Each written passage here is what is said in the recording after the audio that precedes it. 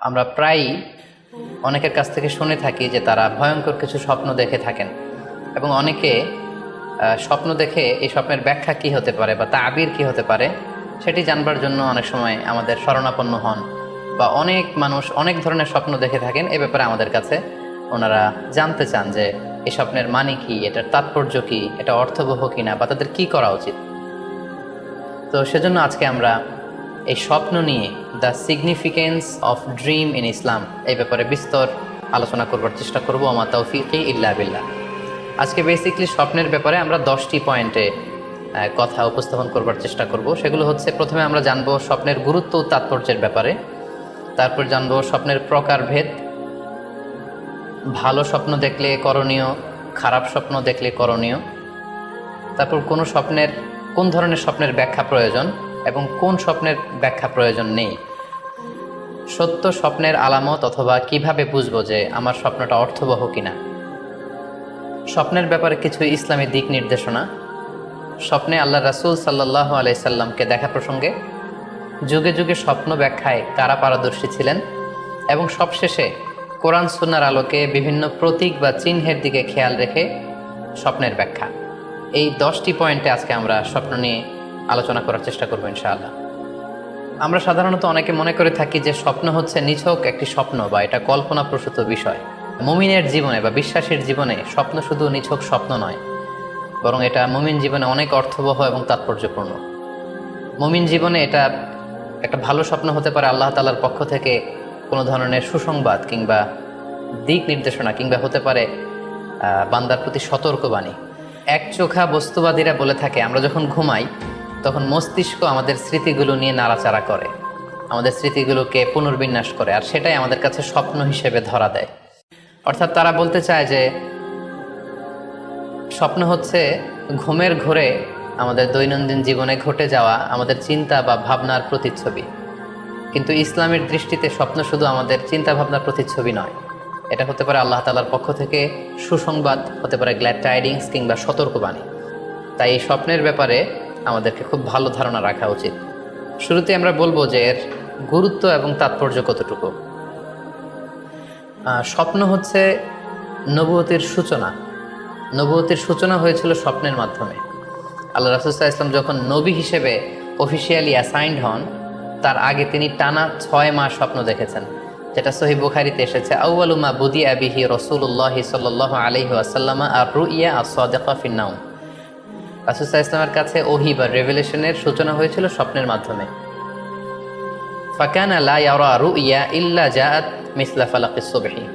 আর রাতে স্বপ্নে রাসূল সাল্লাল্লাহু আলাইহি ওয়াসাল্লাম যা দেখতেন, দিনের বেলা সেটা প্রভাতের সূর্য কিরণের ন্যায় রাসূল সাল্লাল্লাহু আলাইহি ওয়াসাল্লামের কাছে সুস্পষ্ট হয়ে যেত। অর্থাৎ যা তিনি রাতে দেখতেন স্বপ্নে, দিনের বেলা সেটাই হুবহু ঘটে যেত। তো এই হাদিস থেকে আমরা বুঝতে পারি যে স্বপ্ন হচ্ছে ওহীর সূচনা, অর্থাৎ ওহীর সূচনাটা হয়েছিল স্বপ্নের মধ্য দিয়ে। পাশাপাশি আমরা জানি যে ইব্রাহিম আলাইহিস সালাম উনি স্বপ্নে দেখেছিলেন যে উনি ওনার কলিজার টুকরো সন্তান ইসমাঈল আলাইহিস সালামকে জবাই করছেন, যেটা সূরাতুস সাফফাতের 102 নম্বর আয়াতে আল্লাহ তাআলা আমাদেরকে বলছেন। ইব্রাহিম আলাইহিস সালাম বলেছিলেন, ইয়া বুনাইয়া ইন্নী আরা ফিল মানামি আন্নী আযবাহুক ফানজুর মাযা তারা। অর্থাৎ, হে আমার সন্তান ইসমাইল, আমি স্বপ্নে দেখেছি যে আমি তোমাকে জবাই করছি, এখন তোমার অভিমত কি, তোমার অপিনিয়ন কি? সাইয়েদনা ইসমাঈল আলাইহিস সালাম বলেছিলেন, ইফআল মা তুমার সাতাজিদুনি ইনশাআল্লাহু মিনাস সাবিরিন। মানে বাবা, আপনি স্বপ্নে যা দেখেছেন আপনি সেটাই করেন, আপনি আমাকে ধৈর্যশীলদের অন্তর্ভুক্ত পাবেন। ছেলের এই মন্তব্য শুনে সাইয়েদনা ইব্রাহিম আলাইহিস সালাম একটি ধারালো ছুরি নিয়ে সাইয়েদনা ইসমাঈল আলাইহিস সালামকে শুইয়ে দিয়ে জবাই করতে শুরু করলেন। তো এই ঘটনা থেকে বোঝা যায় নবীদের স্বপ্ন এটা সাধারণ কোনো স্বপ্ন নয়, এটা ওহীর অন্তর্ভুক্ত। নবীদের স্বপ্ন যদি নিছক স্বপ্নই হতো, তাহলে একটা স্বপ্নের উপর ভিত্তি করে সাইয়েদনা ইব্রাহিম আলাইহিস সালাম ওনার সন্তানকে জবাই করার জন্য উদ্যত হতেন না। তার মানে বোঝা গেল নবীদের স্বপ্ন হচ্ছে এটা মিন ওয়াহিল্লাহ, এটা আল্লাহ তাআলার পক্ষ থেকে নবীদের প্রতি ওয়াহি। পাশাপাশি আল্লাহ রাসূল সাল্লাল্লাহু আলাইহি ওয়াসাল্লাম যখন মক্কার কাফিরদের দ্বারা অত্যাচারিত হয়ে মদিনায় হিজরত করেছিলেন, মদিনায় যাওয়ার প্রায় 6 বছর পরে 6ষ্ঠ হিজরিতে তিনি স্বপ্ন দেখলেন যে তিনি আবার মক্কায় ফিরে গিয়েছেন। সেখানে তিনি মসজিদুল হারামে প্রবেশ করেছেন এবং বাইতুল্লাহ শরীফ তিনি তাওয়াফ করছেন। তো এই স্বপ্ন দেখার পরে আল্লাহ রাসূল সাল্লাল্লাহু আলাইহি ওয়াসাল্লাম সাহাবাদেরকে নিয়ে ওমরা করার জন্য মক্কায় রওনা হলেন। এটাই প্রমাণ করে যে স্বপ্ন যদি ওমরা করার জন্য প্রবেশ করবেন। তাহলে প্রথমে আমরা জানলাম যে নবীদের কাছে ওহির সূচনা, বিশেষ করে রাসূল সাল্লাল্লাহু আলাইহি ওয়াসাল্লামের কাছে ওহির সূচনা হয়েছিল স্বপ্নের মধ্যে দিয়ে। এরপর আমরা জানলাম নবীদের স্বপ্ন নিছক স্বপ্ন নয়, এটা ওহির অন্তর্ভুক্ত। এই পর্যায়ে আমরা জানবো যে বিশ্বাসীদের জন্য, যারা মুমিন, তাদের জন্য স্বপ্নের গুরুত্ব কতটুকু। সেক্ষেত্রে আমরা সহিহ বুখারীর একটা হাদিস উল্লেখ করতে পারি, যেখানে আল্লাহ রাসূল সাল্লাল্লাহু আলাইহি ওয়াসাল্লাম বলেছেন, লাম ইয়াবকা মিনান নবুওয়াতি ইল্লাল মুবাশশিরাত, অর্থাৎ নবুয়ত আর পৃথিবীতে নেই, নবী হওয়ার সুযোগ আর পৃথিবীতে নেই, নবুয়ত বন্ধ হয়ে গিয়েছে। কিন্তু আল্লাহ তাআলার পক্ষ থেকে মুবাশশিরাত কিন্তু বন্ধ হয়নি, মুবাশশিরাত আসবে। সাহাবা জিজ্ঞেস করলেন, ওমাল মুবাশশিরাত, হে আল্লাহ রাসূল, মুবাশশিরাত কি? আল্লাহ রাসূল সাল্লাল্লাহু আলাইহি ওয়াসাল্লাম বললেন, আর রুইয়া আস-সালেহা, মুবাশশিরাত হচ্ছে সত্য স্বপ্ন। বিশ্বাসীরা যখন রাত্রিবেলা সত্য স্বপ্ন দেখবে, বিশ্বাসীদের জন্য সত্য স্বপ্ন বা সুন্দর স্বপ্ন নিছক স্বপ্ন নয়, এটা আল্লাহ তাআলার পক্ষ থেকে গ্ল্যাড টাইডিংস, সুসংবাদ হতে পারে অথবা সতর্ক করা হতে পারে। এমনকি আল্লাহ রাসূল সাল্লাল্লাহু আলাইহি সাল্লাম বলেছেন যে ভালো স্বপ্ন হচ্ছে নবুয়তির 46 ভাগের 1 ভাগ। সহিহ বুখারীতে এসেছে, আল্লাহর হাবিব সাল্লাল্লাহু আলাইহি ওয়াসাল্লাম ইরশাদ করেন, আর রুইয়া আস-সালিহা জুজউন মিন 46 জুজআন মিনান নবুওয়া, অর্থাৎ ভালো স্বপ্ন বা সত্য স্বপ্ন নবুয়তির 46 ভাগের 1 ভাগ। Could you imagine that? কি করে একজন বিশ্বাসীর স্বপ্ন নবুয়তির 46 ভাগের 1 ভাগ হতে পারে? তার মানে মুমিনের স্বপ্ন, একজন বিশ্বাসীর স্বপ্নকে আল্লাহ তাআলা অনেক বেশি গুরুত্ব দিয়েছেন। এটা শুধু স্বপ্ন নয়, এটা হতে পারে আল্লাহ তাআলার পক্ষ থেকে একটা গাইডেন্স, হতে পারে কোনো গ্ল্যাড টাইডিংস, সুসংবাদ, হতে পারে কোনো সতর্কতা বাণী। এজন্য এই স্বপ্নকে, বিশ্বাসীদের স্বপ্নকে আল্লাহ রাসূল সাল্লাল্লাহু আলাইহি ওয়াসাল্লাম নবুয়তির 46 ভাগের 1 ভাগ বলে উল্লেখ করেছেন। কেন তিনি বিশ্বাসীদের স্বপ্নকে নবুয়তির 46 ভাগের 1 ভাগ বলে উল্লেখ করলেন? এর কারণ হচ্ছে, আমরা জানি যে আল্লাহ রাসূল সাল্লাল্লাহু আলাইহি সাল্লাম তিনি নবী হয়েছিলেন কত বছর বয়সে? জি, 40 বছর বয়সে। এবং তিনি পৃথিবী থেকে ইন্তেকাল করেছিলেন 63 বছর বয়সে, অর্থাৎ ওনার নবুয়তির পুরো ডিউরেশনটা ছিল 23 বছর। তাহলে নবুয়তির সময়সীমা ডিউরেশন ছিল 23 বছর। আর নবুয়তি প্রাপ্তির আগে তিনি টানা 6 মাস শুধু স্বপ্ন দেখতেন। তাহলে এই 6 মাসকে যদি আমরা 23 বছর দিয়ে 23 বছরের উপর ভাগ করি, তাহলে এটা 46 ভাগের 1 ভাগ হয়। এবং সে কারণে আল্লাহ রাসূল সাল্লাল্লাহু আলাইহি সাল্লাম সত্য স্বপ্নকে নবুয়তির 46 ভাগের 1 ভাগ বলে ঘোষণা করেছেন। এই পর্যায়ে আমরা জানবো স্বপ্নের প্রকার ভেদের ব্যাপারে। খুব সোজা সাপটা যদি বলতে হয়, তাহলে বলতে হবে যে স্বপ্ন হচ্ছে 3 প্রকার। একটা হচ্ছে আল্লাহ তাআলার পক্ষ থেকে, যেটা আল্লাহ দেখান। আরেকটি হচ্ছে শয়তানের পক্ষ থেকে, যেটি শয়তান মানুষকে দেখায়। আরেকটি হচ্ছে নিজের পক্ষ থেকে, অর্থাৎ সারাদিন আপনি যেটা নিয়ে কনসার্নড, সারাদিন আপনি আপনার চিন্তা ভাবনার মধ্যে যেই জিনিসটাকে স্থান দেন, সেটাই আপনি রাত্রিবেলা দেখেন। অর্থাৎ দিনের বেলা হয়তো কেউ খেলাধুলা নিয়ে খুব ব্যস্ত, সে খুব ফুটবল পছন্দ করে, সারাদিন ফুটবল খেলে। দেখা যাবে যে রাতের বেলাও সে স্বপ্নে দেখছে যে সে ফুটবল খেলছে, অথবা স্টেডিয়ামে যে সে ফুটবল খেলা দেখছে। দিনের বেলা হয়তো সে বাজারে যে ব্যবসা বাণিজ্য করে, রাতেও হয়তো দেখা যাচ্ছে সে যে জিনিসপত্র কিনছে, দরদাম করছে, সেটা তার পক্ষ থেকে। তাহলে বেসিকলি স্বপ্ন হচ্ছে 3 ধরনের, একটা আল্লাহর পক্ষ থেকে, একটা শয়তানের পক্ষ থেকে, আরেকটা হচ্ছে নিজের পক্ষ থেকে, যেটা আমরা সহিহ মুসলিমের একটি বর্ণনা থেকে জানতে পারি, যেখানে আল্লাহ রাসূল সাল্লাল্লাহু আলাইহি ওয়াসাল্লাম ইরশাদ করছেন, আর রুইয়া সালাসা, স্বপ্ন হচ্ছে 3 ধরনের। ফারুইয়া আস-সালিহা বুশরা মিনাল্লাহ, যেটা ভালো স্বপ্ন সেটা হয় আল্লাহর পক্ষ থেকে। ওয়া রুইয়া তাহজিনুন মিনাশ শাইতান, আরেকটা স্বপ্ন থাকে যেটা শয়তানের পক্ষ থেকে, সেটা ভয় দেখানো হয়। ভয়ঙ্কর যদি কোনো দুঃস্বপ্ন দেখে থাকেন, তাহলে এটা আল্লাহর পক্ষ থেকে নয়, এই স্বপ্নটা শয়তানের পক্ষ থেকে। আরেকটি হচ্ছে রুইয়া মিম্মা ইউহাদ্দিসুল মারউ নাফসাহু, আরেকটি স্বপ্ন ব্যক্তি সে নিজের সাথে নিজে স্বপ্নে হয়তো কথা বলে বা এমন কিছু দেখে যেটা সুসংবাদও নয়, যেটা ভয়ঙ্করও কিছু নয়, বরং সারাদিন সে যে বিষয়টি নিয়ে চিন্তা ভাবনা করতো, রাতে সেটার একটা প্রতিচ্ছবি, সেটাই সে দেখতে পাচ্ছে। এটা হচ্ছে নিজের পক্ষ থেকে স্বপ্ন। তাহলে খুব সহজে আমরা এইভাবে বলতে পারি যে স্বপ্ন 3 প্রকার, একটা হচ্ছে রাহমানি, আর একটা হচ্ছে শাইতানি, আর একটা হচ্ছে নাফসানি। আই রিপিট, আমি আবার বলছি, স্বপ্নের প্রথম প্রকার হচ্ছে রাহমানি, দ্বিতীয় প্রকার হচ্ছে শাইতানি, তৃতীয় প্রকার হচ্ছে নাফসানি। যেটা রাহমানি সেটা রহমানের পক্ষ থেকে, আল্লাহ দেখান। আর যেটা শয়তানি সেটা শয়তানের পক্ষ থেকে, শয়তান ভীতিকর পরিবেশ তৈরি করার জন্য বা ভয় দেখানোর জন্য যেটা দেখায়। আরেকটা হচ্ছে নাফসানি, যেটাকে বলা হয় আদগাসু আহলাম, যেটার কোনো মিনিং হয় না, অর্থাৎ নিজের পক্ষ থেকে নিজের চিন্তা ভাবনার প্রতিচ্ছবি। তাহলে শুরুতে আমরা জানবার চেষ্টা করব যে রাহমানি, যেটাকে আরবিতে বলা হচ্ছে রুইয়া বা রুইয়া সাদেকা বা সালেহা, সেটা কি, এবং সেটা যদি আমরা দেখি সেক্ষেত্রে আমাদের করণীয় কি। এক্ষেত্রে আমরা সহিহ বুখারীর একটি হাদিসকে উল্লেখ করতে পারি, যেখানে আল্লাহ রাসূল সাল্লাল্লাহু আলাইহি ওয়াসাল্লাম ইরশাদ করেছেন, ইদা রাআ আহাদুকুম রুইয়া ইউহিব্বুহা, তোমাদের কেউ যদি কোনো স্বপ্ন দেখে যে স্বপ্নটা সে পছন্দ করে, মানে স্বপ্নটা দেখে he feels good or she feels good, তার ভালো লাগছে, তাহলে বুঝতে হবে ফা ইন্নামা হিয়া মিন আল্লাহ, এই স্বপ্নটা আল্লাহর পক্ষ থেকে, এটা সাধারণ স্বপ্ন নয়, এটা খুবই অর্থবহ স্বপ্ন। তখন সে কী করবে, ফালিয়াহমাদিল্লাহ আলাইহা, সে তখন এর সুন্দর শোনা হলে আমি হিংসার শিকার হতে পারি, কারণ আর নেয়ামাতু মাহসুদা, যে কোনো ধরনের নেয়ামতি আপনি যদি আল্লাহর কোনো বিশেষ মার্সি ব্লেসিংস বা নেয়ামত পেয়ে ধন্য হন, এটা সবার ভালো নাও লাগতে পারে, এটা সবার অন্তরে সহ্য নাও হতে পারে, ফলে আপনি হিংসার শিকার হতে পারেন। সো ভালো স্বপ্ন দেখলে আপনি চাইলে কারোর কাছে শেয়ার করতে পারেন, সেক্ষেত্রে সে যদি আপনার শুভাকাঙ্ক্ষী হয় বা আপনাকে পছন্দ করে, আপনাকে ভালোবাসে, এরকম কাছের কারোর সাথে আপনি শেয়ার করতে পারেন। আমরা সবাই নিঃসন্দেহে এরকম ভালো ভালো স্বপ্ন দেখতে চাই, আমরা কেউই ভয়ঙ্কর কোনো স্বপ্ন দেখতে চাই না। আমরা নিঃসন্দেহে এমন স্বপ্ন দেখতে চাই রাতের বেলায়, যে স্বপ্নে আল্লাহ তাআলার পক্ষ থেকে আমাদের জন্য দিক নির্দেশনা থাকবে, অথবা কোনো সুসংবাদ থাকবে, কিংবা থাকবে আগাম কোনো সতর্কতা বাণী। এ জাতীয় ভালো স্বপ্ন যদি আমরা দেখতে চাই, তাহলে আমাদের কি করা উচিত? সেক্ষেত্রে সর্বপ্রথম আমাদের যেটা করতে হবে, আমাদেরকে সত্যবাদী হতে হবে। সাধারণত সত্যবাদীদের স্বপ্ন সত্য হয়ে থাকে। যেখানেই সত্য সেখানেই যেন আমার অবস্থান হয়, আমি যেন সবসময় সত্যের পক্ষে থাকি। 2 নম্বর হচ্ছে আকলুল হালাল, আমাকে হালাল খেতে হবে। যারা হালাল খায় তাদের স্বপ্ন সাধারণত সত্য হয় এবং অর্থবহ স্বপ্ন হয়। পাশাপাশি আল্লাহ তাআলার দেয়া যে আদেশ নিষেধ, সেগুলো আমাকে মেনে চলতে হবে। 4 নম্বরে, রাত্রিবেলা আমি যখন ঘুমাবো, আমাকে অজু করে ঘুমাতে হবে। ওই ইয়ানামু আলা তাহারা, পবিত্রতার সাথে যদি কেউ ঘুমায়, তাহলে অজু করে ঘুমালে রাতে সে যে স্বপ্ন দেখবে, সাধারণত সে স্বপ্নটি সত্য হয়। যদি সম্ভব হয় ক্যাবলামুখী হয়ে শোয়া, ক্যাবলামুখী হয়ে আমরা শুতে পারি।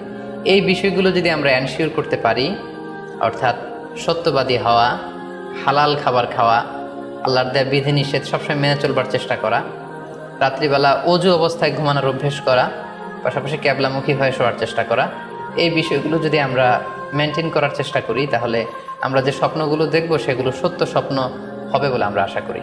প্রিয় সুধী, এবারে আমরা জানব স্বপ্নের দ্বিতীয় প্রকারের ব্যাপারে, অর্থাৎ যেটাকে আরবিতে বলা হচ্ছে হল, বা আমরা বলেছি শয়তানি, যেটা শয়তানের পক্ষ থেকে আসে। সেক্ষেত্রে শয়তান এটা সাধারণত মানুষকে ভয় দেখানোর জন্য, ঘুমের মধ্যে তার কোনো অকল্যাণ করার জন্য যে স্বপ্নটা দেখায়, এটা হচ্ছে শয়তানি। সেক্ষেত্রে সহিহ মুসলিমের একটি হাদিসের কথা আমরা এখানে উল্লেখ করতে পারি। সেখানে আল্লাহ রাসূল সাল্লাল্লাহু আলাইহি ওয়াসাল্লাম বলেছেন, আর রুইয়া মিন আল্লাহ, ভালো স্বপ্ন হচ্ছে আল্লাহর পক্ষ থেকে, ওয়াল হুলমু মিনাশ শাইতান, আর খারাপ স্বপ্ন হচ্ছে শয়তানের পক্ষ থেকে। এখন কেউ যদি আমরা এই ভয়ঙ্কর স্বপ্ন রাতে দেখে ফেলি, যেটাকে আমরা নাইট মেয়ার বলি বা হরর ড্রিম বলি, ভয়ঙ্কর স্বপ্ন বা দুঃস্বপ্ন, যেটা দেখে আমরা খুব হাঁপিয়ে উঠি, আমাদের শ্বাস প্রশ্বাসের গতিবিধি বেড়ে যায়, আমরা খুব ভয় পাই, প্রচণ্ড ভয়ে আমরা আটকে উঠি এবং ঘুম ভেঙে যায় আমাদের। এরকম ভয়ঙ্কর স্বপ্ন যদি আমরা দেখি, তখন আমরা কি করব? এ ব্যাপারে কি ইসলামের কোনো দিক নির্দেশনা আছে? হ্যাঁ, অবশ্যই দিক নির্দেশনা আছে। সেক্ষেত্রে আমরা সহিহ মুসলিমের একটি হাদিস উল্লেখ করতে পারি এখানে, যেখানে আল্লাহ রাসূল সাল্লাল্লাহু আলাইহি ওয়াসাল্লাম বলেছেন, ইযা রাআ আহাদুকুম আর রুইয়া ইয়াকরাহুহা, তোমাদের কেউ যদি রাতে এমন কোনো স্বপ্ন দেখে যেটা সে অপছন্দ করে, মানে ভয়ঙ্কর ভীতিকর দুঃস্বপ্ন যদি সে দেখে, তাহলে ফাল ইয়াবসুক আন ইয়াসারিহি সালাসান, সে যেন তার বাম দিকে 3 বার থুতু ফেলে। ওয়াল ইস্তাঈদ বিল্লাহি মিনাশ শাইতানি সালাসান, আর সে যেন শয়তানের ব্যাপারে আল্লাহ তাআলার কাছে 3 বার পানাহ চায় বা আশ্রয় প্রার্থনা করে। ওয়াল ইয়াতাহাওয়াল আন জামবিহি আল্লাযী কানা আলাই, আর যে পাশে হয়ে সে শুয়েছিল সে পাশ চেঞ্জ করে অন্য পাশ হয়ে যেন সে ঘুমায়। সুবহানাল্লাহি বিহামদি, কত চমৎকার দিক নির্দেশনা। এবং সুনানে ইবনু মাজায় আরও একটি সহিহ হাদিস আমরা এখানে উল্লেখ করতে পারি, যেখানে আল্লাহ রাসূল সাল্লাল্লাহু আলাইহি ওয়াসাল্লাম বলেছেন, ইযা রাআ আহাদুকুম রুইয়া ইয়াকরাহুহা, কেউ যদি রাতে খারাপ বা ভয়ঙ্কর কোনো স্বপ্ন দেখে, ফালিয়াতাহাওয়াল, সে যেন তার বিছানা চেঞ্জ করে নেয়, জায়গা চেঞ্জ করে নেয়, অর্থাৎ সে যে বিছানায় শুয়েছিল সেখানে না, সে অন্য কোথাও শোবে, অথবা যেই টার্নে শুয়েছিল অন্য টার্নে চলে যাবে, ডানে হলে বায়ে, বায়ে হলে ডানে। ওয়াল ইয়াতফুল আন ইয়াসারিহি সালাসান, এবং তার বাম দিকে যেন সে 3বার থুতু ফেলে। ওয়ালিয়াস আলিল্লাহ মিন খৈরিহা ওয়ালিয়াতা আউয়াজ মিন শাররিহা, এবং সে যেন এই স্বপ্নের ভালো দিকটা আল্লাহ তাআলার কাছে কামনা করে এবং এই স্বপ্নের মন্দ বা অকল্যাণকর দিক থেকে যেন সে আল্লাহ তাআলার কাছে পানাহা চায়। সম্মানিত সুধীমণ্ডলী, এই হাদিস দুটির আলোকে আমরা বুঝতে পারি যে কেউ যদি হরর ড্রিম বা নাইটমেয়ার, যেটাকে আমরা দুঃস্বপ্ন বা ভয়ঙ্কর স্বপ্ন বলছি, এই ধরনের স্বপ্ন অনেকেই দেখে থাকে এবং আমাদের কাছে প্রায়ই বলে যে সে দুঃস্বপ্ন দেখে রাতের বেলা, ভয়ে সে ভটকে যায়, আতকে ওঠে, ঘুম ভেঙে যায়। এ জাতীয় দুঃস্বপ্ন যদি আপনারা কেউ দেখেন, সেক্ষেত্রে এই হাদিসের আলোকে আমরা বলতে পারি যে আপনি 6টি কাজ করবেন। 1 নম্বর হচ্ছে আপনি বাম দিকে 3বার থুতু ফেলবেন। 2 নম্বর হচ্ছে 3বার আপনি তাআউজ পড়বেন, অর্থাৎ আপনি পড়তে পারেন আউযু বিল্লাহি মিনাশ শাইতানির রাজিম, অর্থাৎ হে আল্লাহ, আমি বিতাড়িত শয়তানের ব্যাপারে আপনার কাছে পানাহা চাচ্ছি। অথবা আপনি পড়তে পারেন আউযু বিল্লাহি মিন শাররিহা, হে আল্লাহ, আমি এই শয়তানের অকল্যাণকর বা যে এভিল সাইড আছে, খারাপ দিক আছে, এই ব্যাপারে আমি আপনার কাছে পানাহা চাচ্ছি। 3বার আপনি এটা পড়বেন।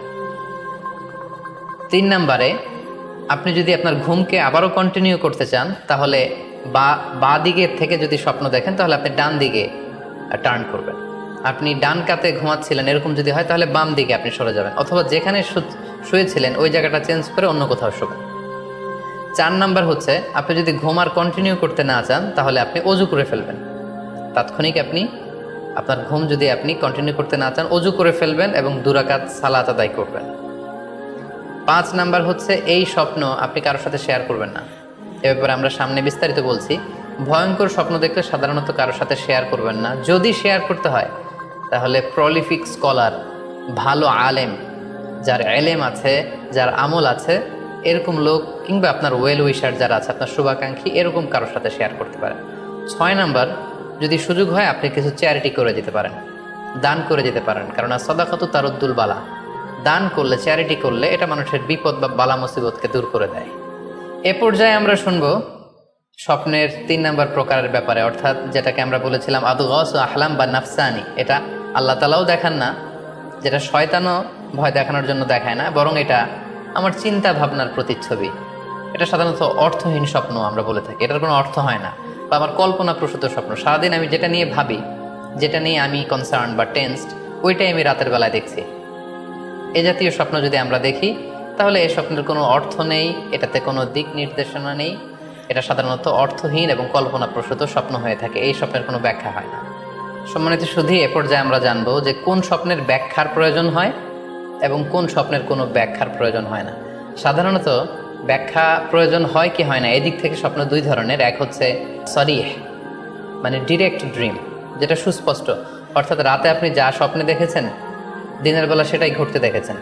আপনি রাতে স্বপ্ন দেখলেন আপনার কোনো একজন কাছের লোক মারা গিয়েছে, এরপরের দিন আপনি শুনলেন আসলেই সেই ব্যক্তিটি মারা গিয়েছে। অথবা রাতের বেলা আপনি কোনো একটা ঘটনা দেখলেন, তারপরের দিন সেই ঘটনাটাই আপনি ঘটতে দেখলেন। এটাকে বলা হয় ডিরেক্ট ড্রিম, মানে সুস্পষ্ট এবং সরিহ, একেবারে স্পষ্ট স্বপ্ন। এটার কোনো ব্যাখ্যার প্রয়োজন হয় না, কারণ আপনি যা দেখেছেন সেটাই ঘটেছে। আরেকটা প্রকার হচ্ছে গয়রু সরিহ, মানে যেটা স্পষ্ট নয়, ইনডিরেক্ট ড্রিম, যেটা অস্পষ্ট। এটা হচ্ছে সিম্বলিক বা আইকনিক ড্রিম। আপনি এমন অস্পষ্ট, আইকনিক বা এমন কিছু সিম্বল দেখেছেন রাতে ঘুমের ঘরে স্বপ্নে, যেটা থেকে সুস্পষ্ট আসলে কিছু বোঝা যায় না, বরং এখানে একটা সিম্বল আছে, এখানে একটা প্রতীক আছে বা আইকন আছে। এই জাতীয় যে স্বপ্নগুলো আছে, সাধারণত এগুলোর ব্যাখ্যার প্রয়োজন হয়, যেহেতু আপনি বুঝতে পারছেন না যে এটা দিয়ে আসলে। সুনানে আবু দাউদের এক বর্ণনায় আল্লাহ রাসূল সাল্লাল্লাহু আলাইহি ওয়াসাল্লাম ইরশাদ করেছেন, আসদাকুন নাসি রুইয়া আসদাকুহুম হাদিসা, যে ব্যক্তি সত্য কথা বলে বেশি, তার স্বপ্ন সত্য হয় বেশি। তাহলে সহজে আমরা বুঝলাম, আপনি যদি সত্যবাদী হন, সাধারণত আপনার স্বপ্নগুলো জেনারেলি সত্য হবে। সেক্ষেত্রে সত্য স্বপ্ন বা অর্থবহ স্বপ্ন চেনার প্রথম আলামত হচ্ছে এই স্বপ্ন দেখে আপনার ভাল লাগবে। You feel good after seeing the dream. আপনি স্বপ্ন দেখার পরে আপনার খুব স্বস্তি লাগবে, আপনার ভালো লাগবে, আপনার কাছে এই স্বপ্নটা পছন্দ হবে, খুব ভালো লাগবে স্বপ্নটা। যদি এরকম ফিলিং হয় আপনার, তাহলে আপনি বুঝবেন এই স্বপ্নটা সত্য ছিল এবং অর্থবহ ছিল। 2 নাম্বার হচ্ছে true dreams are very short and concise. সত্য স্বপ্ন খুবই শর্ট হয়, কনসাইজ হয়। আরবিতে যেটাকে বলা হয় ওয়াদিহা জালিয়া, খুবই শর্ট, স্পষ্ট, ক্লিয়ার এবং কনসাইজ। অনেকে রাতে অনেক লম্বা লম্বা স্বপ্ন দেখে, লম্বা এপিসোড দেখে, একটার পর একটা ঘটনা দেখতে থাকে, মুভির মতো লম্বা লম্বা ঘটনা সে দেখতে থাকে। এই জাতীয় লম্বা লম্বা ঘটনা যদি আপনি দেখে থাকেন রাতে, বা এপিসোড আকারে একটার পর একটা ঘটনা যেটার সাথে কোনো মিল নেই, এই জাতীয় স্বপ্নের সাধারণত কোনো অর্থ হয় না, এগুলো অর্থবহ স্বপ্ন নয়। অর্থবহ স্বপ্ন চেনার 3 নাম্বার আলামত বা সাইন হচ্ছে রিপিটেশন। অর্থাৎ একই স্বপ্ন যদি আপনি বারবার দেখেন তাহলে বুঝতে হবে এটা অর্থবহ স্বপ্ন, এবং এটার মাধ্যমে আল্লাহ তাআলা আপনাকে কোনো দিক নির্দেশনা বা গাইডেন্স দিতে যাচ্ছেন। আপনাকে বোঝার চেষ্টা করতে হবে যে আসলে আল্লাহ তাআলা আপনাকে কি বোঝাতে চাচ্ছেন। তাহলে 3 নাম্বার হচ্ছে রিপিটেশন। বারবার যদি কোনো স্বপ্ন দেখেন, এই স্বপ্নটা সত্য হবে এবং অর্থবহ হবে। এটা নট নেসেসারি যে আপনি একাই বারবার দেখেন। একজন মানুষ একটা স্বপ্ন বারবার দেখলে যেমনি অর্থবহ, পাশাপাশি একই স্বপ্ন যদি অনেকে দেখে তাহলে সেই স্বপ্নটাও অর্থবহ। অর্থাৎ আপনি একটা স্বপ্ন প্রায় দিন দেখেন, তাহলে বোঝা যাচ্ছে এটা অর্থবহ স্বপ্ন। অথবা একটা স্বপ্ন অনেক লোক একসাথে দেখেছে, তারপরের দিন একে অপরের সাথে শেয়ার করে বোঝা গেল যে সবাই একই স্বপ্ন দেখেছে, তাহলে বোঝা যাবে এটা সাধারণ স্বপ্ন নয়, এটা অর্থবহ স্বপ্ন, মিনিংফুল স্বপ্ন। যেমন এক্ষেত্রে আমরা লাইলাতুল কদরের একটা হাদিসের কথা উল্লেখ করতে পারি। সহিহ বুখারীতে এসেছে, রমাদান মাসে সাহাবারা স্বপ্ন দেখলেন, অনেক সাহাবা একসাথে স্বপ্ন দেখলেন যে ওনাদেরকে বলা হচ্ছে রমাদানের শেষ দশকের শেষ 7 দিনের যে কোনো একদিন কদর হয়ে যেতে পারে। ওনারা সবাই এসে সাহাবা রিদওয়ানুল্লাহি তাআলা আলাইহিম আজমাইন আল্লাহ রাসূল সাল্লাল্লাহু আলাইহি ওয়াসাল্লামের কাছে বললেন, ইয়া রাসূলুল্লাহ, আমি স্বপ্নে দেখেছি যে বলা হচ্ছে কদরের জন্য রমজানের শেষ 7 দিনকে তালাশ করতে। আরেকজন এসে একই কথা বললো যে, ইয়া রাসূলুল্লাহ, আমি দেখেছি রমজানের শেষ 7 দিনে কদর হতে পারে। তো এরকম অনেক সাহাবা যখন আল্লাহ রাসূল সাল্লাল্লাহু আলাইহি ওয়াসাল্লামের কাছে এসে এই ঘটনা বলল, তখন আল্লাহ রাসূল সাল্লাল্লাহু আলাইহি ওয়াসাল্লাম বললেন, আরা রুইয়াকুম কদ তাওয়াতাআত ফিস সাবঈল আওয়াখির, যে আমি দেখতে পেলাম যে তোমাদের স্বপ্নটা রমজানের শেষ 7 দিনের ব্যাপারে ঐকমত্য হয়েছে। একই ধরনের স্বপ্ন তোমরা সবাই দেখেছো, তাই তোমরা রমজানের শেষ দশকের শেষের 7 দিনে কদর তালাশ করো। রমজানের শেষ দশকের শেষ 7 দিনে কদর হয়ে যাওয়ার সম্ভাবনা বেশি। সেই বুখারীর এই হাদিসের আলোকে কিন্তু আমরা বুঝতে পারলাম যে একটি স্বপ্ন, একই ধরনের ঘটনা যদি অনেকে দেখে তাহলে এটা অর্থবহ। পাশাপাশি এক্ষেত্রে আমরা আজানের হাদিসটি উল্লেখ করতে পারি। আমরা এখন নামাজের আগে যে আজান দেয়া হয়, শুরুর দিকে কিন্তু সাহাবাদের আজানের পদ্ধতি জানা ছিল না। তখন সাহাবারা আল্লাহ রাসূল সাল্লাল্লাহু আলাইহি ওয়াসাল্লামের সাথে কনসাল্ট করছিলেন যে কিভাবে আজান দেওয়া যায়, অর্থাৎ কিভাবে ঘোষণা দেওয়া যায় সালাতের জন্য। একজন সাহাবা বলল, আমরা আগুন জ্বালিয়ে দিব, আগুনের ধোঁয়া দেখে মদিনার সবাই বুঝবে যে এখন সালাতের সময়, তো সবাই চলে আসবে। আরেকজন বলল, না, প্রতিদিন আগুন জ্বালানো এটা নিরাপদ না, বরং আমরা খ্রিস্টানদের মতো বেল বাজিয়ে দিব, একজন বেল রিঙ্গার রাখবো, যে ঘন্টা বাজালে ঘন্টার আওয়াজ শুনে খ্রিস্টানদের মতো চার্চে যেমনি লোকজন আসে, বাকিরা সবাই নামাজ পড়তে চলে আসবে। তো এক একজনের এক এক পরামর্শ শুনে আল্লাহ রাসূল সাল্লাল্লাহু আলাইহি ওয়াসাল্লাম কোনো সিদ্ধান্তে আসতে পারলেন না। তারপরের দিন একজন সাহাবা চমৎকার একটি স্বপ্ন দেখলেন। তিনি স্বপ্নে দেখলেন, ওনার নাম হচ্ছে আব্দুল্লাহ ইবনে যায়েদ ইবনে আব্দে রাব্বি। উনি স্বপ্নে দেখলেন যে একজন লোক, খুব সম্ভবত ফেরেশতা হবেন, তার গায়ে 2টা সবুজ রঙের জামা এবং তার হাতে বেল, ঘন্টা। তখন তিনি ওনাকে জিজ্ঞেস করলেন, আপনি কি ঘন্টা বিক্রি করেন? তখন স্বপ্নে সেই লোকটি বলল, ঘন্টা দিয়ে তুমি কি করবে? তো সাহাবী বললেন যে ঘন্টা দিয়ে আমরা নামাজের জন্য আহ্বান করব। তো স্বপ্নে সেই সবুজ কাপড় পরিহিত লোক বলল যে ঘন্টার চাইতেও যদি চমৎকার একটা আইডিয়া তোমার সাথে শেয়ার করি, সেটাকে তুমি শুনবে? সাহাবী বললেন, হ্যাঁ, শুনবো। তখন তিনি বললেন, ঘন্টা না বাজিয়ে তোমরা উঁচু একটা জায়গায় দাঁড়িয়ে আল্লাহু আকবার, আল্লাহু আকবার, আল্লাহু আকবার, আল্লাহু আকবার, আশহাদু আল্লা ইলাহা ইল্লাল্লাহ, আশহাদু আন্না মুহাম্মাদুর রাসূলুল্লাহ, এই বাক্যগুলো তোমরা বলবে। এই বাক্যগুলোর মধ্যে দিয়ে আল্লাহর বরত্বের ঘোষণা হবে, রাসূল সাল্লাল্লাহু আলাইহি ওয়াসাল্লামের রিসালাতের ঘোষণা হবে, মানুষকে চমৎকার বাক্যে নামাজের দিকে ডাকাও হবে, ফলে লোকজন নামাজেও চলে আসবে। এই চমৎকার কথা শুনে সাহাবা তো অবাক হয়ে গেলেন, ওনার ঘুম ভেঙে গেল। উনি সকালবেলা আল্লাহ রাসূল সাল্লাল্লাহু আলাইহি ওয়াসাল্লামের কাছে এসে পুরো ঘটনা শোনালেন যে একজন লোককে আমি দেখলাম হাতে ঘন্টা, আমি বললাম ঘন্টা কিনবো সালাতের আহ্বানের জন্য, তিনি আমাকে এই কয়েকটা বাক্য শিখিয়ে বললেন ঘন্টা না বাজিয়ে এই বাক্যগুলো দিয়ে আহ্বান করলে কেমন হয়। আল্লাহ রাসূল সাল্লাল্লাহু আলাইহি ওয়াসাল্লাম এই স্বপ্নের কথা শুনে তিনি অভিভূত হলেন। তিনি বললেন, তুমি ঠিকই দেখেছ, তুমি সঠিক স্বপ্ন দেখেছ। যেহেতু বেলালের কণ্ঠ খুব দরাজ, বেলালকে ডাকো, আমাদের ঘন্টাও বাজানোর দরকার নেই, আগুন জ্বালানোর দরকার নেই, বেলালকে বাক্যগুলো মুখস্থ করিয়ে দাও। বেলাল মসজিদে নববীর পাশে দাঁড়িয়ে আওয়াজ করে এই আজান দিবে, এই ঘোষণা দিবে। এই আজান শুরু হলো। বেলাল রাদিয়াল্লাহু তাআলা আনহু একটা উঁচু জায়গায় দাঁড়িয়ে আল্লাহু আকবার, আল্লাহু আকবার বলে তিনি আজান দিতে শুরু করলেন। এই বাক্যগুলো শুনে সাইয়েদনা ওমরে ফারুক দৌড়াতে দৌড়াতে আল্লাহ রাসূল সাল্লাল্লাহু আলাইহি ওয়াসাল্লামের কাছে আসলেন। এসে বললেন, ইয়া রাসূলুল্লাহ, বেলাল এই বাক্যগুলো কোত্থেকে শিখেছে? গত রাতে তো আমি দেখেছি যে আমাকে একজন লোক বলেছে যে তোমরা এই বাক্যগুলোকে ব্যবহার করে লোকজনকে সালাতের জন্য আহ্বান করো। আল্লাহ রাসূল সাল্লাল্লাহু আলাইহি ওয়াসাল্লাম শুনে অবাক হলেন। অর্থাৎ ওই সাহাবী ঠিক যেমন স্বপ্ন দেখেছেন, ইসলামের দ্বিতীয় খলিফা সাইয়েদনা ওমর ফারুক রাদিয়াল্লাহু তাআলা আনহু উনিও একই স্বপ্ন দেখেছেন। তার মানে একই স্বপ্ন যদি একাধিক লোকজন দেখে থাকে সেটা যেমনি অর্থবহ, আবার আপনি একাও যদি একটি স্বপ্ন বারবার দেখেন সেটাও অর্থবহ। আমরা আজান যে কিভাবে ইন্ট্রোডিউস হলো মুসলিম কমিউনিটির মধ্যে, এই হাদিসের আলোকে বুঝতে পারি যে কোনো স্বপ্ন আপনি বারবার দেখলে বা অনেকে একই স্বপ্ন দেখলে সে স্বপ্নটা অর্থবহ হবে। অর্থবহ স্বপ্ন দেখার 4 নম্বর সাইন হচ্ছে শেষ রাতের স্বপ্ন সাধারণত অর্থবহ হয়। অর্থাৎ লাস্ট 1/3 অফ দ্য নাইট, রাতের শেষাংশে যদি আপনি ফজরের আগ দিয়ে যে স্বপ্নটা মানুষ দেখে, সাধারণত এই স্বপ্নটা অর্থবহ হয়, এটা সত্য স্বপ্ন হয়। কারণ এই টাইমে আল্লাহ তাআলা প্রথম আকাশে নেমে আসেন বা মনোনিবেশ করেন এবং ডাকতে থাকেন, কার রিজিকের দরকার আমি রিজিক দেব, কার অর্থের দরকার আমি অর্থ এর ব্যবস্থা করে দেব, কার কি দরকার আমার কাছে চাও, অসুস্থরা আমি তাদেরকে সুস্থ করে দেব। সো ওই টাইমে আল্লাহ তাআলার বিশেষ একটা রহমত পৃথিবীতে নেমে আসে, ফলে শেষ রাতের স্বপ্ন সাধারণত অর্থবহ স্বপ্ন হয়।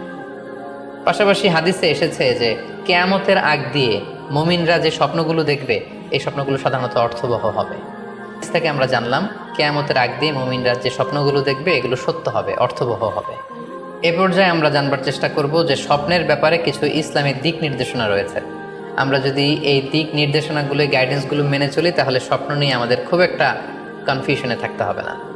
সেক্ষেত্রে প্রথম গাইডলাইন হচ্ছে অপ্রয়োজনে স্বপ্ন অন্যের সাথে শেয়ার না করা। Do not mention the dream for interpretation except a prolific scholar or any well wisher to you. কেউ যদি খুব বড় আলেম হয়ে থাকেন, শায়েখ হয়ে থাকেন, তার ইলম আছে, আমল আছে, এরকম কারো কাছে শেয়ার করতে পারেন। অথবা আপনার শুভাকাঙ্ক্ষী আপনাকে ভালো অ্যাডভাইস করতে পারে, আপনাকে পছন্দ করে, এরকম লোক ছাড়া কারো কাছে স্বপ্ন শেয়ার করা যাবে না। সুনানি তিরমিজিতে স্বপ্ন অন্যের সাথে শেয়ার না করার ব্যাপারে একটি হাদিস এসছে, যেখানে আল্লাহ রাসূল সাল্লাল্লাহু আলাইহি সাল্লাম বলেছেন, লা ইয়াকুসুহা ইল্লা আলা ওয়াদ্দিন, অর্থাৎ যে তোমাকে পছন্দ করে এমন কারো কাছে ছাড়া স্বপ্ন শেয়ার করবে না। অথবা আউজি রাইন, এমন লোক যে ডিসিশন দিতে পারে, he can advise you, he can provide you the right decision, এরকম লোক যদি আপনার কাছের শুভাকাঙ্ক্ষীদের মধ্যে থেকে কেউ থেকে থাকে আপনি তার সাথে শেয়ার করতে পারেন। ওয়ালা ইউহাদ্দিসু বিহা ইল্লা লাবিবান আও হাবিবান, সে আপনার হাবিব, সে আপনার বন্ধু, সব কাছের লোক, বজম ফ্রেন্ড, আপনার শুভ কামনা করে সব সময়, এই জাতীয় লোকের কাছে আপনি স্বপ্ন শেয়ার করতে পারেন। অন্য এক বর্ণনায় এসেছে ওয়ালা ইয়াকুসুর রুইয়া ইল্লা আলা আলিমিন আও নাসিহ, স্বপ্ন শেয়ার করতে হলে ভালো আলেমের কাছে শেয়ার করো, অথবা নাসিহ, যে তোমাকে ভালো অ্যাডভাইস করতে পারবে, উপদেশ দিতে পারবে, এরকম কারো কাছে শেয়ার করো, অন্য কারো কাছে নয়। সুনানি তিরমিজিতে এ ব্যাপারে একটি বাব রচনা করা হয়েছে, যে বাবু লা তাকুসুর রুইয়া ইল্লা আলা আলিম আও নাসিহ, আলেম বা শুভাকাঙ্ক্ষী নসিহতকারী ছাড়া কারো কাছে স্বপ্ন শেয়ার করা যাবে না। এর কারণ হচ্ছে, আমরা আগেই বলেছি যে আপনি স্বপ্নে যদি ভালো কিছু দেখে থাকেন, এটা এমন কারো কাছে যদি শেয়ার করেন যে আপনাকে পছন্দ করে না, তাহলে আপনি হিংসার শিকার হতে পারেন। সেক্ষেত্রে আমরা সূরা ইউসুফের 5 নম্বর আয়াতের কথা খেয়াল করতে পারি, যেখানে ইউসুফ আলাইহিস সালাম বলেছিলেন যে ইয ক্বালা ইউসুফু লি আবিহি ইয়া আবাতি ইন্নী রাআইতু আহাদা আশারা কাওকাবান ওয়াশ শামসা ওয়াল কমারা রাআইতুহুম লি সাজিদিন ক্বালা ইয়া বুনাইয়া লা তাকসুস রুইয়াকা আলা ইখওয়াতিকা ফায়াকিদু লাকা কাইদা। ছোট্ট ইউসুফ আলাইহিস সালাম তিনি স্বপ্নে দেখলেন যে চন্দ্র, সূর্য এবং আকাশের 11টা তারা সবকিছু ওনার সম্মানে সিজদায় লুটিয়ে পড়েছে। তো ইয়াকুব আলাইহিস সালাম ওনার ছেলেকে বললেন যে বাবা ইউসুফ, খবরদার, সাবধান, এই স্বপ্নের কথা তুমি তোমার ভাইদেরকে বলতে যেও না। যদি তুমি তোমার ভাইদের সাথে এই চমৎকার স্বপ্নের কথা শেয়ার করো, তাহলে ফায়াকিদু লাকা কাইদা, তারা তোমাকে নিয়ে হিংসা করবে, ষড়যন্ত্র করবে। তাহলে আমরা বুঝলাম যে যার তার কাছে চাইলে আমরা স্বপ্ন শেয়ার করতে পারবো না, বরং এক্ষেত্রে বুঝে শুনে সাবধানে শেয়ার করতে হবে। এক্ষেত্রে মুস্তাদরেকে হাকিমে একটি চমৎকার হাদিস উল্লেখ হয়েছে, সেটি হচ্ছে কেন যে কারো কাছে স্বপ্ন শেয়ার করা যাবে না, করলে সমস্যা কি। সেক্ষেত্রে বলা হয়েছে যে ফাইন্না রুইয়া তাকাউ আলা মা তুআব্বার, অর্থাৎ স্বপ্নের ব্যাখ্যা তেমনই হয়ে থাকে যেমন এটার ব্যাখ্যা করা হয়। এই ব্যাপারটা কিন্তু সাধারণ কোনো কথা নয়। আপনি একজনের কাছে যার কোনো জ্ঞান নেই স্বপ্নের ব্যাপারে হুট করে তার কাছে স্বপ্নের ব্যাখ্যা জানতে চাইলেন, আর তিনিও হুট করে এমন একটা ব্যাখ্যা করে দিল, ফলে দেখা যাবে উনি যেটা ব্যাখ্যা করেছেন সেটাই ঘটবে আপনার জীবনে। সো স্বপ্নের কথা যে কারো কাছে বলতে নেই। ফাইন্না রুইয়া তাকাউ আলামা তুআব্বার, কেননা স্বপ্নের ব্যাখ্যা তেমন হয়ে থাকে যেমন এটার ব্যাখ্যা করা হয়। সো ব্যাখ্যা যদি কেউ করতে চান, আপনি ভালো ব্যাখ্যা করবেন, জেনে শুনে বুঝে তার শুভাকাঙ্ক্ষী হয়ে সুন্দর ব্যাখ্যা করবেন, কেননা খারাপ কোনো ব্যাখ্যা করে দিলে সেই ব্যাখ্যাই হয়ে যেতে পারে। স্বপ্নের কথা কেন যে কোনো মানুষের কাছে শেয়ার করতে নেই, তার কারণ হিসেবে আমরা সুনানে দারমির একটি হাদিসকে এখানে উল্লেখ করতে পারি, যে হাদিসটিকে ইবনু হাজার আল আসকালানি উনি ওনার ফাথুল বারিতে হাসান বলে উল্লেখ করেছেন। আল্লাহ রাসূল সাল্লাল্লাহু আলাইহি ওয়াসাল্লামের কাছে মদিনাতে প্রায় একজন নারী এসে স্বপ্নের ব্যাখ্যা জানতে চাইতেন। সে নারী বলতেন যে, ইয়া রাসূলুল্লাহ, আমি প্রায়ই স্বপ্নে দেখি যে আমার ঘরের একটি পিলার ভেঙে গিয়েছে এবং আমি অন্ধ সন্তান প্রসব করেছি। এই নারীর স্বামী ছিল ব্যবসায়ী এবং সারা বছর ব্যবসার কারণে বিভিন্ন জায়গায় তিনি ঘুরে বেড়াতেন, এবং যখন ফিরে আসতেন যাওয়ার সময় তিনি স্ত্রীকে প্রেগনেন্ট অবস্থায় রেখে যেতেন, অর্থাৎ গর্ভবতী, আর এই বাচ্চাকে পেটে নিয়ে এই নারী সবসময় এই স্বপ্ন দেখতে থাকতেন। তো রাসূল সাল্লাল্লাহু আলাইহি ওয়াসাল্লাম স্বপ্নের ব্যাখ্যা বললেন, তুমি চিন্তা করো না, তোমার স্বামী সহি সালামতে ফিরে আসবে এবং তুমি সুন্দর সন্তান প্রসব করবে, ভালো সন্তান। এভাবেই চলছিল, যতবার তার স্বামী ফিরে আসে, সুস্থভাবে ফিরে আসে এবং সে সুন্দর সন্তান জন্ম দিচ্ছিল। হঠাৎ একবার সে নারী আল্লাহ রাসূল সাল্লাল্লাহু আলাইহি ওয়াসাল্লামের বাসায় এসে দেখলেন যে আল্লাহ রাসূল সাল্লাল্লাহু আলাইহি ওয়াসাল্লাম ঘরে নেই। আম্মাজান আয়েশাকে তিনি বললেন যে, আমি সবসময় এরকম স্বপ্ন দেখি। তখন আম্মাজান আয়েশা বললেন, তাহলে এই স্বপ্নের ব্যাখ্যা জানার জন্য তুমি রাসূল সাল্লাল্লাহু আলাইহি ওয়াসাল্লামের কাছে আসো, তুমি কি স্বপ্ন দেখো? তখন সে নারী আম্মাজান আয়েশার কাছে খুলে বললেন যে, আমি স্বপ্নে দেখি যে আমার ঘরের একটি পিলার ভেঙে গিয়েছে আর আমি একটি অন্ধ সন্তান প্রসব করেছি। একথা শুনে আম্মাজান আয়েশা রাদিয়াল্লাহু তাআলা আনহা অবাক হয়ে গেলেন। তিনি বললেন, তাই নাকি? তোমার স্বপ্ন যদি সত্য হয় তাহলে ঠিকই তোমার স্বামী মারা যাবে এবং তুমি একজন ফাজের পাপাচারী সন্তান প্রসব করবে। ঠিকই দেখা গিয়েছিল, তার পরের বছর তার স্বামী যখন আসলো, জীবিত আসতে পারেনি, তার স্বামী ইন্তেকাল করেছিল এবং এই নারী যে সন্তান প্রসব করেছিল সেটা ছিল একটি পাপাচারী সন্তান। তো এই ঘটনা আল্লাহ রাসূল সাল্লাল্লাহু আলাইহি ওয়াসাল্লাম শুনে আম্মাজান আয়েশাকে বললেন, আয়েশা, তুমি এটা ঠিক করনি। তুমি যদি কখনো কারো স্বপ্নের ব্যাখ্যা করো, তুমি ভালো ব্যাখ্যাটা করবে, কখনো মন্দ দিক থেকে ব্যাখ্যা করবে না। হয় চুপ থাকবে, ব্যাখ্যাই করতে যাবে না, আর যদি স্বপ্নের ইন্টারপ্রিটেশন তুমি করতে চাও তাহলে ভালো ব্যাখ্যাটা করবে। সম্মানিত, শুধু এজন্য যে কারো কাছে আমরা চাইলেই স্বপ্নের কথা জানাতে পারি না, বরং সে যদি আপনার শুভাকাঙ্ক্ষী হয়, সে যদি স্বপ্ন ব্যাখ্যায় পারদর্শী হয়, সে যদি ভালো আলেম হয়, তাহলে তার কাছে আপনি স্বপ্নের ব্যাখ্যা জানতে চাইতে পারেন। এক্ষেত্রে আমরা ইমাম মুহাম্মদ ইবনে সিরিনের আরও একটি চমৎকার ঘটনার কথা উল্লেখ করতে পারি। মুহাম্মদ ইবনে সিরিন উনি ছাত্রদেরকে নিয়ে একবার তালিম দিচ্ছিলেন, বরং আমি হলে ব্যাখ্যা করতাম যে তোমার ছেলে সাগর থেকে পানি খাচ্ছে, তোমার ছেলে অনেক বড় আলেম হবে। কিছুদিন পরে আরেক লোক এসে মুহাম্মদ ইবনে সিরিনের কাছে জানতে চাইলেন যে, আমি স্বপ্নে দেখছি যে আমার ছেলে সাগর থেকে শুধু পানি নিয়ে খাচ্ছে। তিনি বললেন, আশা করা যায় তোমার ছেলে অনেক বড় আলেম হবে। ঠিকই দেখা গেল কিছুদিন পরে যেই মহিলাটি স্বপ্নের ব্যাখ্যা জানতে এসেছিলেন তার ছেলেটি মারা গিয়েছে, আর যেই লোক মুহাম্মদ ইবনে সিরিনের কাছে স্বপ্নের সুন্দর ব্যাখ্যা নিয়ে গেলেন তার ছেলে ওই সময়ের অনেক বড় আলেম হয়েছিল। এই জন্য সম্মানিত সুধী, যে কারো কাছে স্বপ্নের ব্যাখ্যা জানতে চাইতে নেই, আর স্বপ্নের ব্যাখ্যা যদি করতে হয় ভালো ব্যাখ্যা করতে হবে, তা না হলে চুপ থাকতে হবে। স্বপ্নের ক্ষেত্রে ইসলামের যে দিক নির্দেশনা, সেক্ষেত্রে আরও একটি দিক নির্দেশনা হচ্ছে, স্বপ্ন কখনো শরীয়তের দলিল হতে পারে না। কেবলমাত্র নবীদের স্বপ্নই হচ্ছে ওহী, কিন্তু আমরা যারা সাধারণ মুসলমান, আমাদের স্বপ্ন কখনো শরীয়তের দলিল হতে পারে না। এটা আপনার জন্য কোনো একটা বিশেষ ধরনের অনুধাবন হতে পারে, আপনার বিশেষ ফিলিংস হতে পারে, আপনার একার জন্য কোনো ধরনের গাইডেন্স হতে পারে আল্লাহর পক্ষ থেকে, কিন্তু এটাকে শরীয়তের দলিল বলে চালিয়ে দেওয়া যাবে না। আমরা প্রায় শুনি অমুক পীর সাহেব একটা স্বপ্ন দেখেছেন এবং তার মুরিদেরা এই স্বপ্নের আলোকে বিভিন্ন কাজ করতে শুরু করেছেন, এটাকে শরীয়তের অংশ মনে করে। খুব রিসেন্টলি করোনা ভাইরাস আউটব্রেকের টাইমে মামুন মারুফ নামে এক ছেলের স্বপ্নের কথা আমরা শুনেছিলাম, যে ইটালিতে সে স্বপ্ন দেখেছে করোনা ভাইরাসের সাথে কথা বলেছে। আসলে এই জাতীয় স্বপ্ন কখনো শরীয়তের কোনো সোর্স বা এভিডেন্স হতে পারে না। খুব রিসেন্টলি বুয়েট থেকে পাশ করা মুশতাক মোহাম্মদ আরমান নামে একজন লোকের কথা আমরা শুনেছি, যে তিনি দাবি করেছেন তিনি ইমাম মাহাদি, এবং তিনি দাবি করেছেন যে স্বপ্নে তাকে আল্লাহ তাআলা ইমাম মাহাদি বলে পরিচয় করিয়ে দিয়েছে, ফলে লোকজন এসে তার হাতে বায়াত হচ্ছে। অথবা অনেকে দাবি করে থাকেন যে স্বপ্নে তিনি ফকিরি পেয়েছেন, স্বপ্নে এটা হয়েছে সেটা হয়েছে।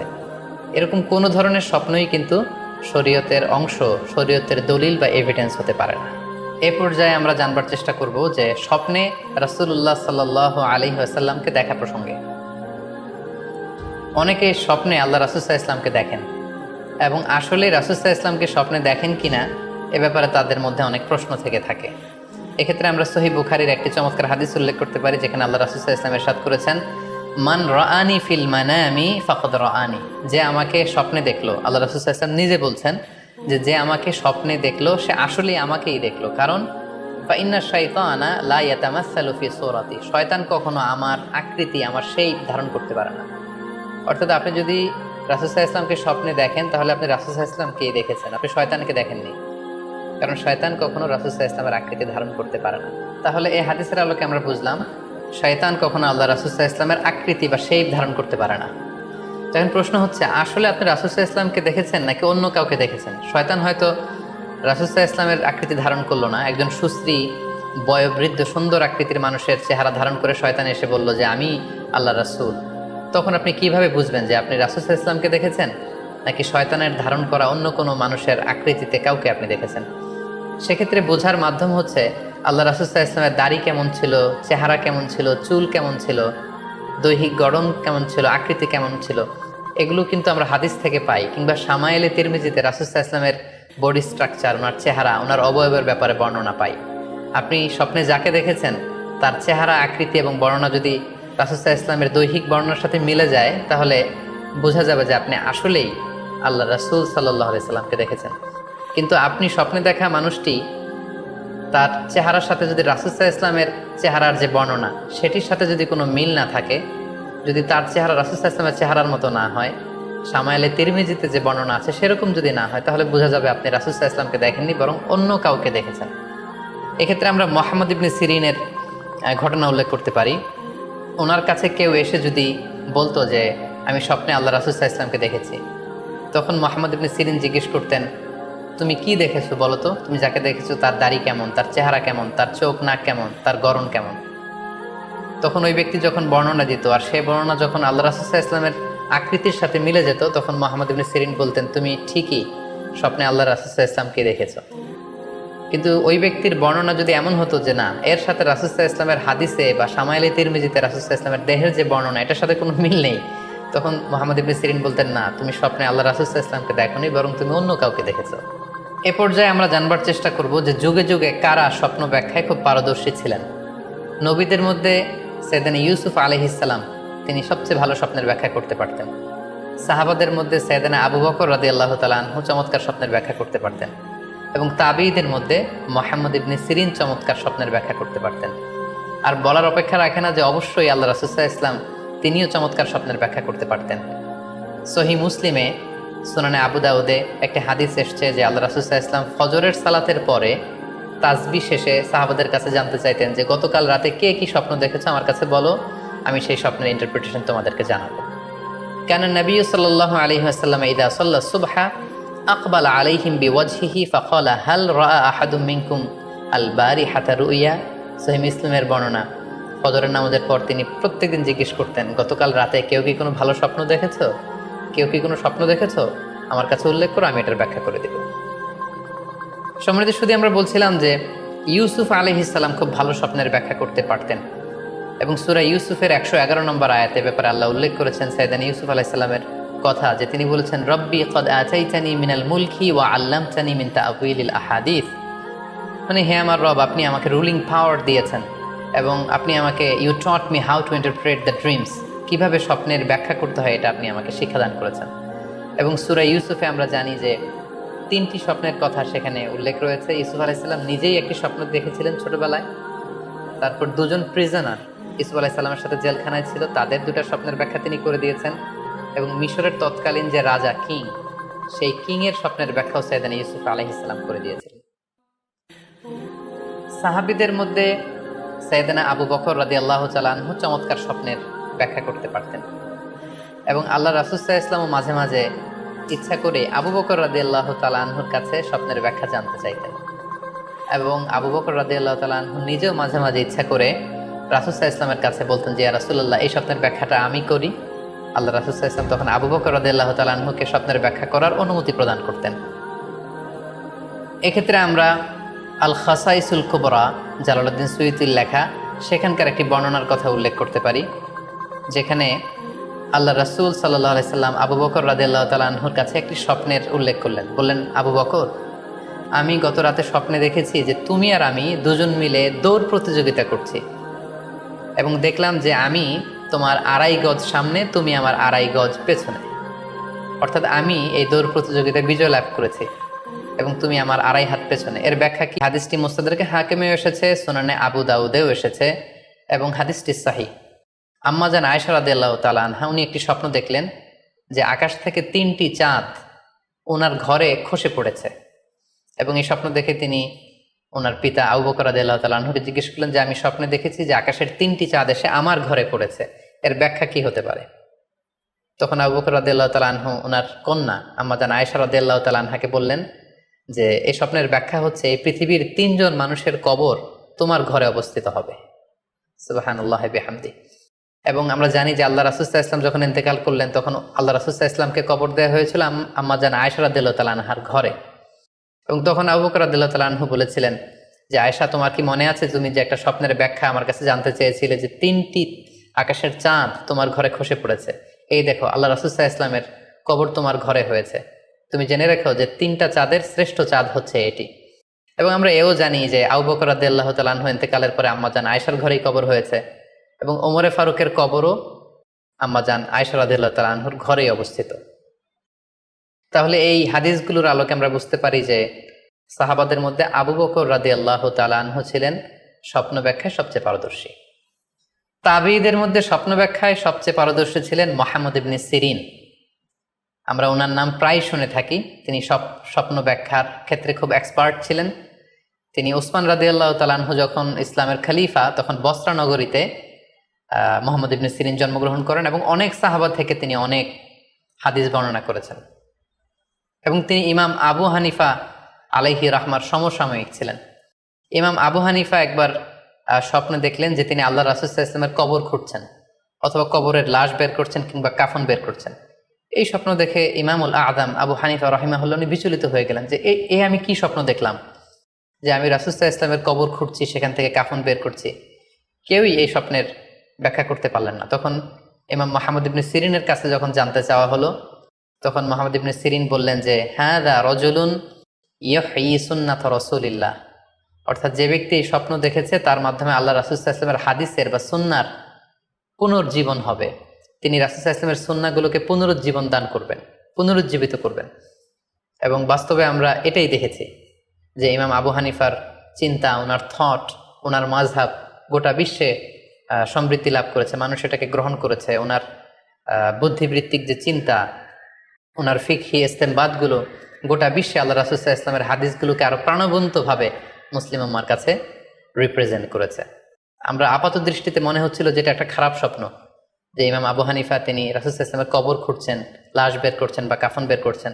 কিন্তু মুহাম্মদ ইবনে সিরিন চমৎকার ব্যাখ্যা করেছেন যে হাযা রাজুলুন ইউহয়ি সুন্নাত রাসূলিল্লাহ, এই লোক তো এমন লোক হবে যে রাসূল সাল্লাল্লাহু আলাইহি ওয়াসাল্লামের সুন্নাহকে পুনরুজ্জীবন দান করবে। এই পর্যায়ে আমরা জানবার চেষ্টা করব যে কোরআন সুন্নাহর আলোকে বিভিন্ন সিম্বল বা প্রতীক বা চিহ্নের দিকে খেয়াল রেখে স্বপ্নের ব্যাখ্যা করা। আমরা বলেছিলাম যে কিছু কিছু স্বপ্ন আছে খুব সফিস্টিকেটেড, সিম্বলিক বা আইকনিক, যেখানে কোনো ইঙ্গিত দেয়া হচ্ছে, ইঙ্গিতবহ, এবং যেটার ইন্টারপ্রিটেশন না করলে এটা দিয়ে আসলে কি বোঝানো হচ্ছে এটা বোঝা যায় না। সেক্ষেত্রে কোরআন সুন্নাহর আলোকে, স্কলারদের অভিজ্ঞতার আলোকে কিছু আইকন বা সিম্বল, এগুলোর মিনিং কি হতে পারে সে ব্যাপারে আমরা জানবার চেষ্টা করব। এক্ষেত্রে আমরা বলবো যে কেউ যদি স্বপ্নে রশি দেখে, স্বপ্নে যদি সে রশি দেখে তাহলে এটা গুড সাইন। এটা কেমন যেন আল্লাহর সাথে একটা প্রতিশ্রুতির সাথে সম্পৃক্ত, কারণ আল্লাহ তাআলা কোরআনে ইরশাদ করেছেন ওয়াতাসিমু বিহাবলিল্লাহি জামিআ, আরবিতে ওয়াইসেক বলেছেন। সো আমরা যদি স্বপ্নে কাক দেখি এটাকে আমরা পজিটিভ কোনো সাইন মনে না করে নেগেটিভ সাইন মনে করতে পারি। তৃতীয়ত, আমরা যদি স্বপ্নে লম্বা কাপড় দেখি এটা গুড সাইন। কারো গায়ে যদি লম্বা জামা থাকে তাহলে এটা গুড সাইন, আর খাটো জামা থাকলে সাধারণত এটা নেগেটিভ সাইন। এক্ষেত্রে আমরা সহিহ বুখারীর একটা হাদিস উল্লেখ করতে পারি। আল্লাহর হাবিব সাল্লাল্লাহু আলাইহি ওয়াসাল্লাম বলেছেন যে আমার সামনে অনেক মানুষকে পেশ করা হলো, তাদের কারো জামা নাভি পর্যন্ত, কারো জামা হাঁটু পর্যন্ত, কারো জামা পা পর্যন্ত। আর সেক্ষেত্রে ওমরে ফারুককে দেখলাম যে এত লম্বা জামা পরে সে হেঁটে যাচ্ছে, সে তার জামা টেনে টেনে নিয়ে যাচ্ছে। তো সাহাবারা বললেন, মা আউয়ালতাহু ইয়া রাসূলুল্লাহ, হে আল্লাহ রাসূল, আপনার এই স্বপ্ন থেকে আপনি কি বোঝাতে চাইলেন? আল্লাহ রাসূল সাল্লাল্লাহু আলাইহি ওয়াসাল্লাম বললেন, আউয়ালতুহু আদ-দীন, এটা দ্বারা আমি দিনদারি বোঝাতে চাইলাম। অর্থাৎ যার জামা লম্বা তার মানে তার তাকওয়া বেশি বা তার দিনদারি বেশি। আর স্বপ্নে যদি কারো জামা খুব ছোট খাটো বা জামাহীন অবস্থায় কাউকে দেখা হয়, এটা সাধারণত তার দিনদারি কমে যাচ্ছে বা তার তাকওয়া is decreasing day after day, এটার একটা সাইন বহন করে। পাশাপাশি দুধ, স্বপ্নে যদি কেউ দেখে সে দুধ খাচ্ছে, এটা একটা ভালো সাইন। স্বপ্নে দুধ খেতে যদি দেখা হয় তাহলে তার জ্ঞান বৃদ্ধি পাবে বলে এটা একটা সাইন বা আলামত বহন করে। সেক্ষেত্রেও আমরা বুখারীর একটা হাদিস উল্লেখ করতে পারি, যেখানে আল্লাহ রাসূল সাল্লাল্লাহু আলাইহি ওয়াসাল্লাম একটা স্বপ্নের কথা সাহাবাদেরকে শেয়ার করছিলেন। তিনি বললেন যে, আমাকে এক বাটি দুধ দেয়া হলো, আমি সেখান থেকে দুধ খেলাম, তারপর দেখলাম যে আমার আঙ্গুল থেকে দুধ বের হচ্ছে, আর সেখানে যে অবশিষ্ট দুধ রয়ে গেল সেটা আমি ওমরে ফারুকের মুখে দিলাম। ওমরে ফারুক সেই অবশিষ্ট দুধটা খেলো। এই স্বপ্নের কথা শুনে সাহাবারা বললেন, মা আউয়ালতা বিহি ইয়া রাসূলুল্লাহ, হে আল্লাহ রাসূল, এটা দিয়ে আপনি কি ব্যাখ্যা করলেন? ফামা আউয়ালতাহু ইয়া রাসূলুল্লাহ, আল্লাহ রাসূল সাল্লাল্লাহু আলাইহি ওয়াসাল্লাম বললেন, আল ইলম, এটা দিয়ে আমি জ্ঞানের ব্যাখ্যা করেছি। অর্থাৎ দুধ হচ্ছে জ্ঞানের প্রতীক। দুনিয়াতেও তো আমরা দেখি যে দুধ হচ্ছে সুষম একটা খাবার, খাদ্যের পুষ্টিগুণের 6টি গুণাগুণ দুধের মধ্যে পাওয়া যায়। সো কেউ যদি স্বপ্নে দেখেন যে তিনি দুধ পান করছেন, আশা করা যায় এটা তার জন্য ভালো সাইন, তার জ্ঞান বাড়বে বলে আমরা ধারণা করতে পারি। এবার স্বপ্নে যদি কেউ দেখে যে সে আজান দিচ্ছে, এটাও ভালো সাইন। স্বপ্নে আজান দেয়া এটা সাইন হচ্ছে সে হয়তো অচিরে হজ করতে যাবে। হজের সাথে আজানের কি সম্পর্ক? এর কারণ হচ্ছে সূরা হজ্জে আল্লাহ তাআলা সাইয়েদনা ইব্রাহিম আলাইহিস সালামকে যখন বলেছিলেন যে তুমি হজ শুরু করো, তখন তিনি বলেছিলেন, ইব্রাহিম তুমি আজান দাও, ওয়া আযযিন ফিন নাসি বিল হজ ইয়াতুকা রিজালা ওয়া আলা কুল্লি দামির ইয়াতিনা মিন কুল্লি ফাজ্জিন আমিক। অর্থাৎ হে ইব্রাহিম তুমি আজান দাও। ইব্রাহিম আলাইহিস সালাম বললেন, কোথায় আজান দিব? চারদিকে তো মরুভূমি। আল্লাহ তাআলা বললেন, ইব্রাহিম তুমি আজান দাও, এই আজানের আওয়াজ বা শব্দ পৃথিবীর সবার কানে আমি পৌঁছে দেব। তো সাইয়েদনা ইব্রাহিম আলাইহিস সালাম তখন হজের আজান দিলেন বা ঘোষণা দিলেন। আজান শব্দের অর্থ হচ্ছে অ্যানাউন্স, টু অ্যানাউন্স, মানে ঘোষণা দেয়া। সো আপনি যদি স্বপ্নে দেখেন যে